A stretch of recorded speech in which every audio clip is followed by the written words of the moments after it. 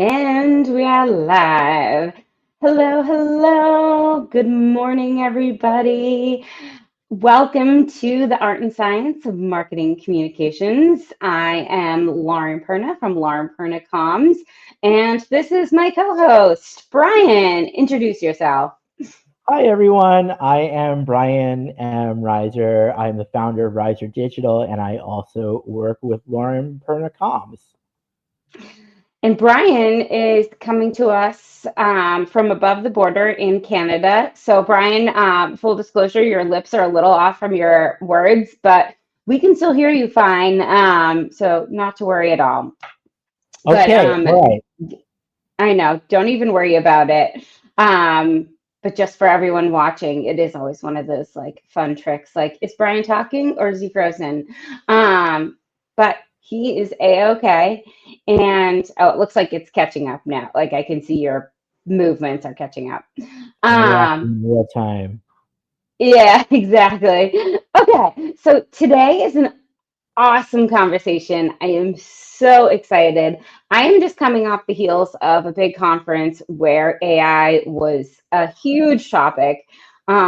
So this discussion feels extremely timely for the world that I live in of life science, the world that we both live in of marketing, and just the world in general. So today we are going to dive into our tell-all of AI. I think we called it human versus machine. And I thought I would share a little fun tidbit. AI, ChatGPT, helped me come up with that title. I was trying to think of something cheeky and clever. And of course, the original title that they came up with was not great, but I stole the human versus AI, human versus machine line from them, from ChatGPT, and I thought that was a perfect segue to explain, how do we use things like ChatGPT or generative AI in our world. But before we actually dive into that, Brian, I think maybe if you could level set for people and explain what a LLM is and what we mean by generative AI. People may just think of it as AI, but can you give a little bit of a background on that? Because fun fact, I actually didn't know what LLM stood for prior to preparing for this month's content. So, Brian, hit it. Okay, so a large language model, or an LLM, as you so rightly put it, is a basically an advanced piece of software or algorithm that is intelligent, which means it is capable of learning, just like us, or maybe in a different way. And the way that it is capable of learning is that it basically inhales a whole bunch of data, and then like internet's worth of data, and then what it's able to do is process that information, and it becomes very, very good at predicting language. So the way this actually operates is you type in a question or a thought, and it will respond to you with a sentence that looks like, it looks like, oh, it read your sentence and it's thinking in English and it's spitting out the right words. But what it's actually doing is predicting the words it thinks you're going to want to see based on all the inputs it's ever gotten before. So it's a predictive model. It's not actually like, we don't think, having like conscious imaginings up here in its little metal brain and being like, oh, Lauren said something, I'm going to, it's like predicting what it thinks you want to see and then spitting out those words. And most of the time, it makes a lot of sense to us when we read it. Sometimes it doesn't. Sometimes it doesn't. We'll get a And lot more into that today. yeah, so that I think we can start with that. Kind of the good, the bad, the ugly. Um, you know, let's talk a little bit about those benefits, the drawbacks, the serious concerns about generative AI. So I think one of the benefits here is that kind of like time saving component. If you're using a generative AI program like ChatGPT or Claude, all of us, anyone watching this, knows that it can be a time saver. It kind of does a lot of that back end research that I think takes a lot of people down a rabbit hole. Especially, as writers, I think a lot of times when we're doing research on a piece, we get caught down this rabbit hole of the internet, of looking for the right articles. And one of the great things about AI is putting in a prompt that collects all the sites that you can utilize to write your article. And we'll talk about if that's, like really actually true.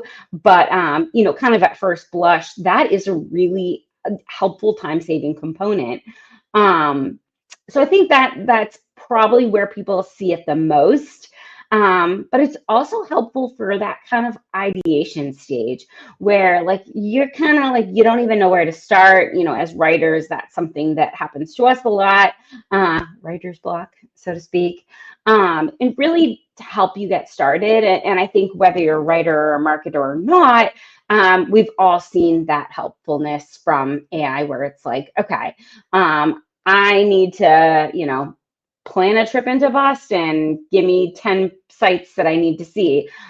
I need to write an article on, generative AI. Tell me the 5 main points to hit. Whether you use those or not, it's a great starting point. Brian, anything else from your perspective that's kind of like that, the benefit, like the reason people are finding so much, joy and value in generative AI? What else? Yeah, well, I think you really, really hit it with the time savings. It's also, and so you talked a lot about some of the front end work you can do with it to help, time save in terms of research and ideation and getting past that kind of like blank page itis that so many of us start with. But it also can really help on the back end. So let's say you just wrote a really great article, but you want someone to give it the old proofread or give you some feedback to make sure everything sounds good and makes sense and that you're not missing anything. Well, AI can be a great feedback machine. You can feed in the stuff you've written, your draft, your charts, your ideas into the AI and say, what do you think? Is this good? Do I got everything? Did I spell everything right? If you've used Grammarly, you've been using AI for a lot longer than ChatGPT has even been around. So, so for proofreading purposes, anything like that. So that this is also a time saver, but also it's an accuracy check and a completion check. Yeah, definitely. And that's important to remember that if you have been using something like Grammarly, which I think, a large portion of the world does use, you've already been using an AI functionality. ChatGPT just looks different, obviously, and, functions far beyond just checking your grammar and your sentence structure. But just bear that in mind if you think like, oh, I'm never going to use AI and you're watching this to hear like all the dirty secrets we have to say. You probably already have been using it. If you Google anything, you've been using it, especially now as Google puts together those kind of recaps. And we'll talk about those recaps in the hidden risks section of this top chat. So how about the drawbacks? I think, you know, on the same token, we just talked about how it's a great checker for accuracy.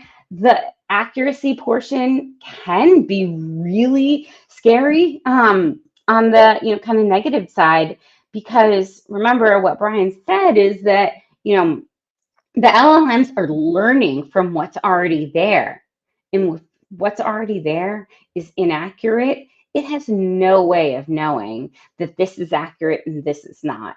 Um, and the internet already has a misinformation problem. So, how are we to know whether the data that it's pulling is actually correct and true?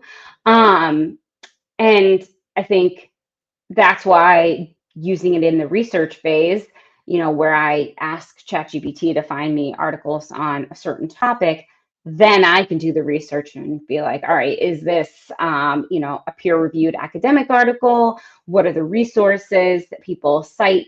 What are the backlinks? But if it's just from someone else's blog, I'm not going to use that. So it still involves a little bit of your own research, because you have to make sure that the accuracy is there.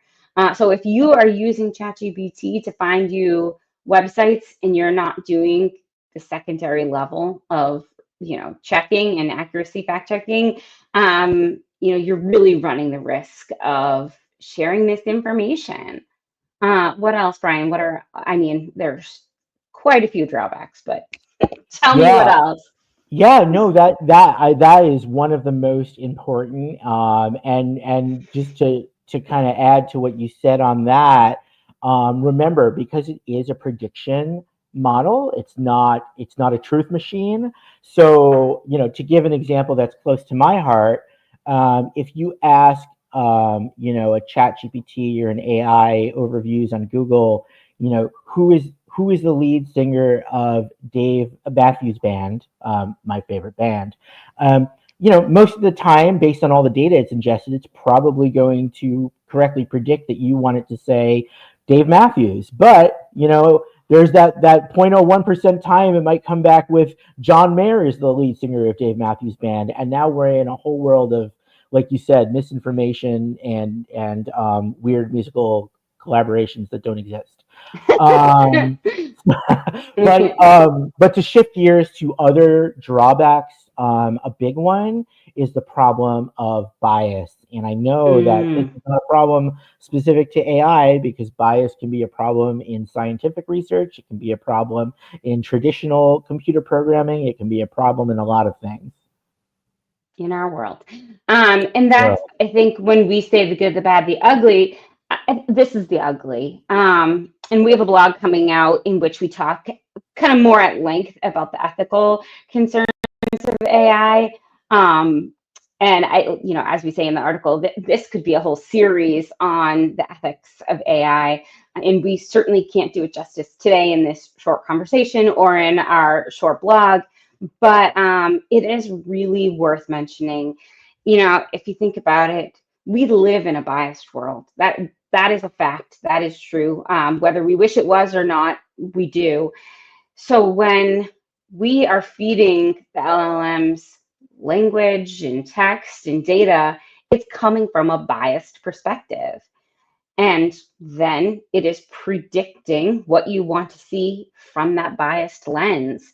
One example that I can give you is, so if we're thinking about, I would say over the last like 5, 10 years or so, we've really worked hard to do kind of person inclusive language, to really, remove kind of a gender from any kind of text in the life science world. We, instead of saying patient, we say person living with certain diseases or conditions. We really try and make, focus on the person, and rather than saying he or she. And that is, I would say, within the last 5 or 10 years or so. But everything from before that uses he or she, or, really puts the emphasis on the disease versus the person. So if AI is reading that information, remember Brian said that it is taking internet's worth of data. If it is looking at any article from, last century or the beginning of this century, it is going to use that biased language and spit that out. And that is, short of hitting the reset on the entire internet, you know, that's a problem that will probably never truly be fixed. And now, Brian, kind of correct me if I'm wrong on that assessment, but that's kind of when we were doing our research, that's kind of how I interpreted it. Let me know if you have anything else to kind of add to that. yeah, that's so right on, Lauren. And I would say that, it's not even malicious, right? I mean, it can be sometimes, but so much bias in our information sets is just subconscious. It's just, Exactly. people, we're not even thinking about it. We're not consciously choosing to be offensive to anyone, but like we just have these, cognitive things that we do and built-in cultural biases and all of that. And it replicates itself. Like the machines are not separate from our world in that sense. Like they are going to take what we put in, and then yes, they transform it, but they're going to transform it still with those same inputs that we're putting in. So that is super important. And once again, so what is the solution to that? Well, the solution is the same as it is when it comes to errors, which is human intervention. You cannot take what AI spits out as a finished product. You need to be Exactly. checking all of your work. And if you come away with one lesson from today, I think that is the one I want you the most to remember. You have to have human agency over your work products. You have to be checking all of the work. Yes, it saves you time, but you can't skip over that step. It is so important to make sure that everything you're getting is accurate, and that the words that you're putting out there are not biased just because the machines were. Because at the end of the Exactly. day, you're still the one that's going to be held accountable. We're going to be held accountable. We're all going to be held accountable, not the machines. And that's a good segue to the secondary kind of ethical concern is accountability. And this is something that kind of came up in my research in preparing for this chat and the blog, and that we talked about a lot this week at my bio conference is how do you kind of, what's that fine line of using AI and being transparent about it versus using it kind of just as a resource like you would any other resource on the internet. I think that's kind of where we're still trying to figure out. This is a huge, important component that we really need to work through in academia, in on all the kind of peer-reviewed websites. How much attribution do we give to AI? What kind of helping hand did AI have in writing your article? If it, actually generated text, then you can't take credit for that. Or if it, was just kind of the resource, where it helped you find the articles that you used, do you really need to say that you used it? I think that we're really still figuring that out in our world. We're kind of seeing the creation of these AI SOPs come around more and more, but it is still very much a gray area, and I'm not sure that anyone has officially figured out how to solve this kind of authority or authorship of AI driven content or AI supported content. Um, but it's definitely, there's some serious ethical concerns, and that is especially true because of the kind of secondary piece of this is the hidden risks.